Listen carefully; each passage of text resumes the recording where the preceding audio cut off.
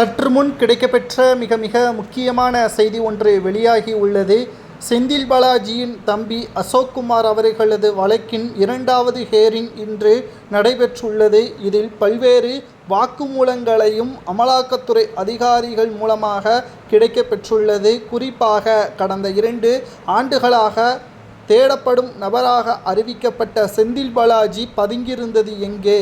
தமிழகத்தை விட்டு நிச்சயமாக வெளியேற முடியாத அளவிற்குத்தான் அவரை தேடுதல் பணியில் ஈடுபட்டு வந்தார்கள். ஆனால் செந்தில் பாலாஜியின் தம்பி அசோக்குமார் அவர்கள் எங்கு இருந்தார் என்பதை கண்டுபிடிக்க முடியாமல் திணறியது எதற்காக என்று நீதிபதியே அமலாக்கத்துறை அதிகாரிகளிடம் கேள்விகளை முன்வைத்த பொழுது, அதே கேள்வியை தான் நாங்கள் கேட்கிறோம், அவரிடமே அதை கூறுங்கள் என்று நீதிபதிகளிடம் அமலாக்கத்துறை வழக்கறிஞர் கேட்டுள்ளனர். அதற்கு பிறகு அவரது ஜாமீனை நீடியுங்கள், இல்லை என்றால் அவரிடம் நாங்கள் விசாரணையை நடத்த வேண்டும் என்றும் தெரிவித்துள்ளனர்.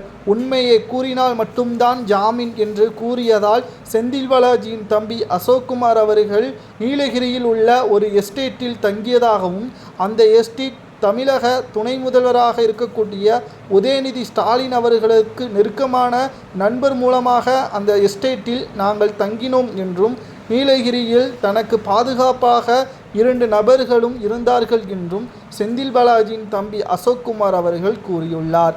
இந்த வழக்கிற்கும் உதயநிதிக்கும் எந்த ஒரு சம்பந்தமும் கிடையாது. ஆனால் இந்த வழக்கானது முதலில் எதற்காக என்று பார்க்க வேண்டும். அதிமுகவின் ஆட்சியின் பொழுது செந்தில் பாலாஜி அமைச்சராக இருந்த பொழுது வேலை வாங்கி தருவதாக பல கோடிகளை ஊழல் செய்தார். அந்த பணத்தை சட்டத்திற்கு விரோதமாக செயல்படுத்தினார்.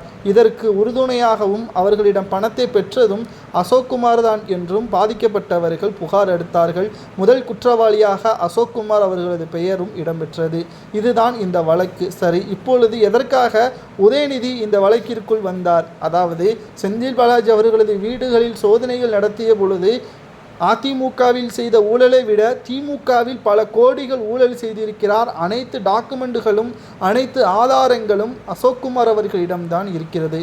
அதற்காகத்தான் செந்தில் பாலாஜி அவர்கள் முதலில் அமலாக்கத்துறை அதிகாரிகளால் கைது செய்யப்பட்ட பொழுது அனைத்து அமைச்சர்களும் நேரடியாக செந்தில் பாலாஜியை பார்ப்பதற்காக வந்தார்கள். அந்த நேரத்தில் தனது அனைத்து தகவல்களும் எனது சகோதரருக்குத்தான் தெரியும் என்று மருத்துவமனையில் கூறியதற்கு பிறகுதான் அங்கிருந்து அனைவரும் கலைந்து சென்றார்கள். அதற்கு பிறகு அசோக்குமாரை பதுக்கியும் வைத்தார்கள். தற்பொழுது மீண்டும் அசோக்குமார் அவர்கள் வருவதற்கு காரணம் என்ன என்று பார்த்தால், தற்பொழுது நீதிமன்றத்தில் இறுதி வழக்கு செந்தில் பாலாஜி குற்றமற்றவர் என்று நிரூபித்தால்தான் அடுத்த முறை அவர் தேர்தலில் நிறுத்த